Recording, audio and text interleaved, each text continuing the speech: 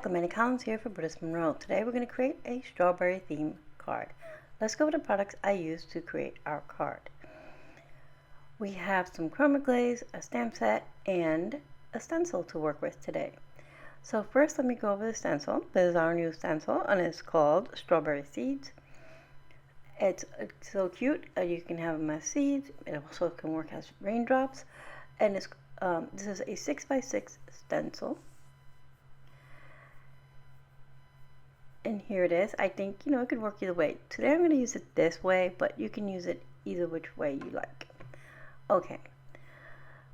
We're also going to be using the Strawberry Social stamp set. This is a 25-piece set. You have a variety of strawberries, some foliage, a vine, some strawberries on a vine. I build your own strawberries, which have two different caps.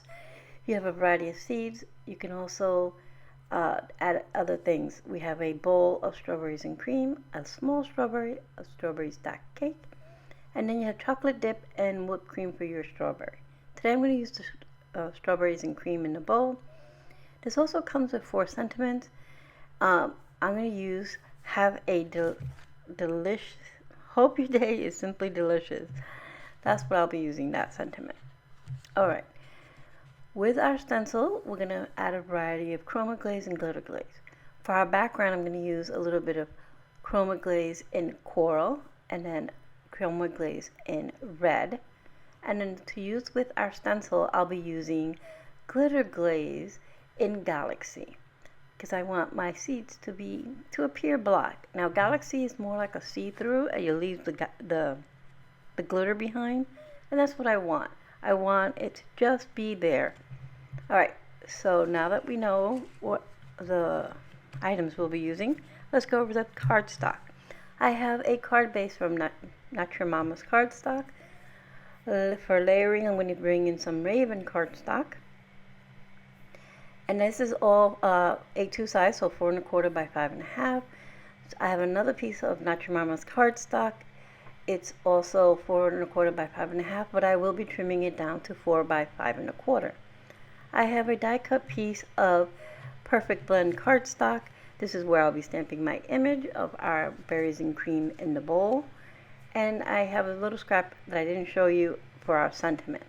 I'll be coloring my image with some Copic markers. I will have those listed. I don't show the coloring because I'm a really slow colorer. Okay, so we'll be working with our stick and stamp mat. So let's jump into it.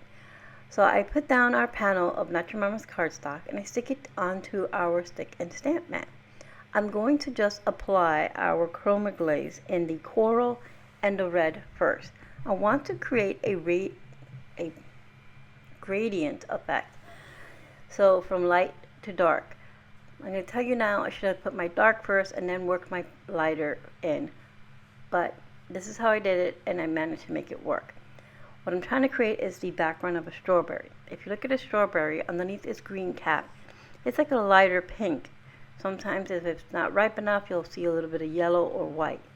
And then you have the pink, and then you have your deep berry color or strawberry reddish color. This is what I'm trying to create. But it gets a little messy here, but I managed to work it out. Once I get I apply the coral first, and then I try to blend it out, and then I put the red, and I try to blend it, and I just basically end up removing most of my coral, which is fine because some of it streaked into my red, and that's what I was hoping to get anyway. So now I'm going to go back in with the coral, and I'm going to refix my little top of my strawberry. So I'm going to apply some coral and blend it into the red Chroma Glaze, and I'll do this a few times just till I get it how I want. Remembering not to apply it too thick because then it takes forever to dry.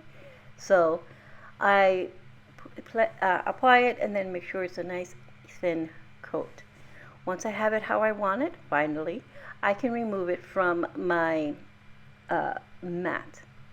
I'm just blending out this last little piece right here. Okay, so now I'm going to remove a little bit of this excess so I have somewhere to bend our mat. So you bend your mat and your paper will come off. So my cardstock came off. I'm going to set this off to dry. I'm going to clean my mat because we don't want any of this stuck on here forever. And to clean your mat, you just wipe off any of the excess. I use my craft knife for that.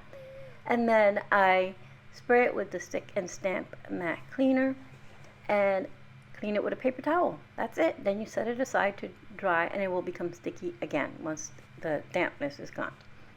Alright, so I'm bringing in my Misty. This is my regular size Misty. And the sentiment I'm going to be using as well as the image. I'm going to remove all the innards here of my Misty, leaving only the black mat.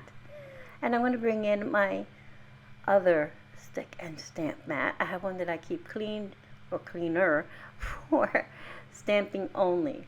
So I'm going to place that into my Misty.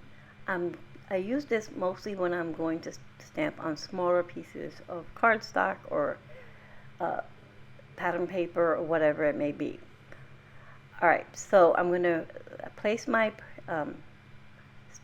perfect blend in there in the corner, and then I'm going to place my image right on top, which is the strawberries in the bowl with some cream. I want my sentiment to be about here. Alright, so once I have that there, I'm going to pick up my image.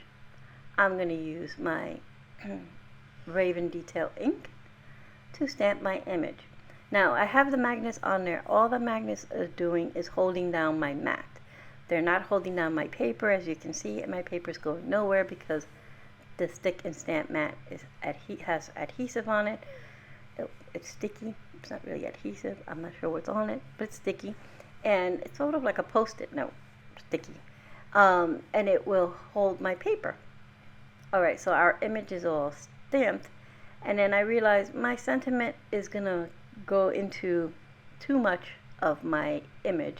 So I'm going to stamp my sentiment on an extra piece of perfect blend paper that I have, which is where I cut down the piece that I wanted for my image. And I'm going to just go ahead and stamp that again with the Raven Detail ink. I'm going to stamp it right in the middle in case I want to use a die to cut it down, or if I just want to cut it. And since my paper isn't so straight, this is the best way to do it. Alright, so I'm going to stamp it twice because these are nice, thick, solid letters, and I want to make sure my image is nice and crisp.